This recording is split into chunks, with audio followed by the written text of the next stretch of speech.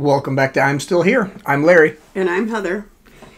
At 26 years old, I was diagnosed with stage 4 breast cancer. It changed everything for us, but I'm still here. Yes, you are. And today, we are going to talk about perspective. Yeah. And how, well, I'll just say perspective. Yeah. For right now, because we're going to probably talk about all of it. Yeah, I think I just have been thinking about this. I feel like sometimes, life just feels like it hands you one lemon and then another one and then a third and maybe 4 just for good measure. Mm-hmm. And I do find that I sometimes get caught up in the struggle of trying to get through, like these challenges or whatever. Mm-hmm. But there's also like this thing that I know from being diagnosed with breast cancer that, even though these things suck, like they don't suck the way being diagnosed sucked, right? Right. Yeah. No, gosh. It's as far away, like some of the things that we've had to deal with lately. Yeah. It's as far away from life-changing, really sucky, as it can be. It's a drop in the bucket. And maybe that's a perspective there. It is a drop in the bucket comparatively. And diagnosed with cancer is the bucket. Yeah. Well, yeah, diagnosed with cancer, you have to respond, right? And your options, well, I guess, Mm-hmm. I mean, I felt I needed to respond. Yes. And your options were basically between bad, worse. Mm-hmm. I don't know. Just in terms of, it's not like, oh, well, this will be more comfortable or this will feel better or anything like that. No, you just kind of knew you were choosing the best thing for hopefully to maintain or be able to be healthy in the long run. But it didn't really matter whether or not it was going to be comfortable or it was going to anything, right? Not at the time, no. No. So, are we talking about perspective or are we talking about reaction, or are those two the same thing? I think my reactions over time have been are different now because of the perspective that I've gained through cancer. Does that make sense? Mm-hmm. I find myself, I know, okay, so my car got broken into last week or the week before, whatever, right? Last weekend, yeah. And my reaction is still the same. My reaction is to be angry, to maybe want to cry, to do all of these things. Mm-hmm. But because of the things that we've been through, I'm more aware of and more able to kind of quickly say to myself, wait a second. Yeah. Yeah, for sure. Now, you have... I don't think you're... And sorry about all the noise in the background. Yeah, That's Ivy. Not to change the subject, but your reaction hasn't really changed. Your immediate reaction to sucky things, I can almost count on it. And it is, boom! And you're pissed or sad or crying or... I don't really cry. I get... The cry voice comes, okay. But I don't actually cry. But it's anger, and it's... I want to cry about this. Mm-hmm. And which is valid. Those things suck. But they are, in the scheme of life, minor things. Where it's changed is an hour later. Or 10 minutes later. Or you're processing. Yeah, I think it's actually that I think the initial reaction is still there. Mm-hmm. But it's not as... intense or drawn out as it would have been in the past. I literally almost broke my hand one time because I slammed up against something because I was mad. Anger. Oh, you should have met my father. Anyway. So yes, I believe your perspective when we go out bigger than that and when you have time to process and actually compare it to other things, I can almost count on what's going to happen next. Mm-hmm. So I just back away. if you've noticed, I don't know if you've noticed, but I just let you, and I shut up. Yeah. And I know what's going to be like in an hour. Yeah, so like even today, I had a flat tire today. So like I finally get my car fixed and I go to whatever. I have a flat tire. And I was with my mom this morning or whatever, we were going to breakfast. And she was trying to help me like problem solve it all. But I literally was able to just say, I just need to think about it first. I just need to think about it right now. Like I was, of course, dropping some F-bombs and a few things like that. But I also was like, I knew that I would be able to figure out a way to handle the situation, but first I wanted to be pissed off, to be mad, dang tire, and just like. Whereas comparatively, I'm like, I know. Your response when I sent you a text was ugh, and that was ugh. You're gonna be pissed, not ugh. The tire is flat. It's oh boy. I know. We're a mess. Well, but I look at that too and just go, the hits, at one point, when the hits were coming, like with cancer stuff, right? We went from, oh, it's cancer to, oh, it's at least stage 3 cancer to, oh, it's all over your bones. Like, the hits just kept coming. So yeah. When hits like this come, they still feel bad to me and they still kind of evoke those same emotions, but I can get through them a lot faster and also realize like these things are almost luxuries. To have these problems are luxuries. Well, if I can add something to that. Yeah. To have these problems and to be in a situation where we already have a buffer. We have the money to repair the tire. Mm-hmm. We have other vehicles that we could trade. Yeah. We're in a really good situation when it comes to the small stuff like this and getting through that. Mm-hmm. And there was other things that it would be a complete pain in the butt, and maybe I would react differently, but I don't know. Yeah. So that kind of sends me to thinking about like, so bad things happen, but again, it's just I can do hard things. I understand that life is a struggle sometimes. And you do. You put it in perspective. Yeah. That's what you do. After you're mad, you do. You reflect back and you go, wait a minute. Mm-hmm. This is very doable, and I'm a strong person, and I can do this. Mm-hmm. Yeah. So it made me think about kind of like if you think about these, challenges or whatever, is like you think about a pyramid.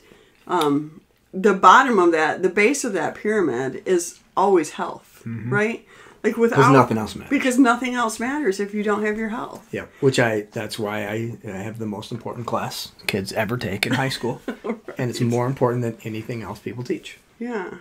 And they don't agree with that always, but... Well, but... Yeah, so when I was thinking about this podcast and things like that, it's really like... It really is like a luxury to be able to have other struggles. Yeah. Huh. Like it's a blessing. It's a luxury. It's a because there was a point in time, and and I guess there's been probably many times throughout this 23-year journey or whatever that it's been like, oh, we're back to the basis. We're back to this. Like, this is what matters. This is what matters, right? This reminders of that, right? Mm-hmm. So when you're, I was thinking about this pyramid. Like the next step, I feel like is kind of those things that we, don't necessarily always think positively about, right? Like work and, bills and, cars and things like that can be a pain in the neck. But yeah, I feel like they're kind of the next stage. And even those life things that happen to us that aren't life-threatening. Yeah. That happen all the time, but are a complete pain, or maybe it's not metastatic breast cancer, but maybe it's you got COVID, or maybe it something like that is very serious, but to a lot of healthy people, COVID hasn't affected them in a really negative way that it has others, that's just kind of a pain in the butt that you have to deal with, or a broken finger, or yeah, those are sucky things. But I think it's still in that pyramid. I feel like for the people watching, we need a visual that we could put up on it. We're not tech people. Remember the food pyramid from back in the day? Yeah, just think about that. But the bottom one, health. Yeah. Mm-hmm. The next one is kind of all those other categories, like you're life talking things. about. Those life things, yeah. Life-threatening life things. Yeah. Mm-hmm. And it is kind of like the more you have to deal with, right? Yeah. But I don't know. I just feel like there's kind of a lot to that in terms of being able to have a perspective on the struggle. I was going to say something else, but I can't remember. But it'll come back to me. Okay. So I think about the very top. When I think about the top of that pyramid, it's more about like, that's where I can live my best life, you know? Like, struggles pile on. That was what I was trying to think about. Like, sometimes, you know, these... Like, it would be one thing if my car got broken into and then nothing happened for 3 weeks. But it just feels like the car got broken into and then the flat tire and whatever. And then that was it. Well, but like the hood still needed to be fixed and like all these things. So whatever. But it's kind of like when things keep piling on, it just is sort of draining, and it kind of, you have to work harder to get back to that perspective of what, you know, things that are going well or whatever. Yeah. And also to kind of be at the top where you're thinking about, like, that to me is like where I can be creative and where I can be like thinking about things that are almost like, I don't want to say pure pleasure, but things that really bring me a lot of joy, you know, and also kind of my best self. Well, like being able to think about the podcast or thinking about writing or thinking about, oh, I want to do this website, or I want to do all the things that kind of like really drive me. Get your juices going. Get my juices going. Sure they do. You know, or even if it's things like, you know, getting together with friends or a vacation, things like that. But it's all of those things that, like, if I'm always stuck, it's so hard. You got to, you know, that you need those bases to be there to be able to get to the top and really think about the other things in life, you know. But so what do you get out of that? What do you mean? Well, what you understanding that and making, you know, this pyramid. Well, what does that mean now? Well, it just means, I guess, it means that I do have the ability to control. I can't control what happens, right? We've talked a little bit about this. Yeah. But my reaction, I can control, right? So it's more about thinking, okay, maybe it's even how I perceive things in terms of, was that really terrible, or was that really a challenge, or was that just kind of a bump in the road? A bump in the road, and I can get right back, and instead of it taking me down too far, but just like, okay, well, whatever. So I lost a couple hours today. Because it's not impossible, I don't think. Because even when you were going through cancer treatment and stuff, you still had some joys. So I don't think it's impossible. It's just, wow, it's hard to really. I think it's a lot more. You know, the percentages are a lot different. You're right. When I was in it, especially in the beginning, like I felt like cancer was 85% of my thoughts on a really good day, if not more. I think more. You know, and even my dreams and I just could not. I couldn't ever come up off of, you know, or if I did, it was in a fearful way. Like if I was, something else got mentioned, I would always turn that back into cancer, right? I think everybody does who's gone through that. Yeah. So I think that's where I've learned, like it's, you know, even the challenges that like we've been talking about, those aren't the ones that really take you down to your base, right? They're just the first, you know, their life, right? I don't know. What takes you down to your base is for us would be a crappy doctor's appointment, you know. Yeah. That's gonna. Those up above just. Yeah. don't matter. Yeah. So another thing I was thinking about too with perspective, because I've been hanging out with older people now in my new job, is this perspective on aging and also on dying. It's oftentimes aging is always referred to kind of negatively or in whatever form, but well, yeah, before you go any further. Yeah. I mean, that was something you made very clear during or right after treatment that, we mentioned before, celebrating birthdays and being happy with that. Mm-hmm. And your perspective on that for sure changed with that. Mm-hmm. Yeah.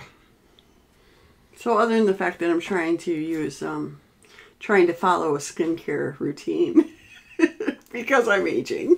Me too. I just think it's also about embracing that. Oh, I think that's different though. What you the skincare routine, that it's not like, I mean, we want to look good. Yeah. But you can still be happy with aging or I agree. I mean, I'm obviously on camera with a hoodie and no makeup on, so mm-hmm.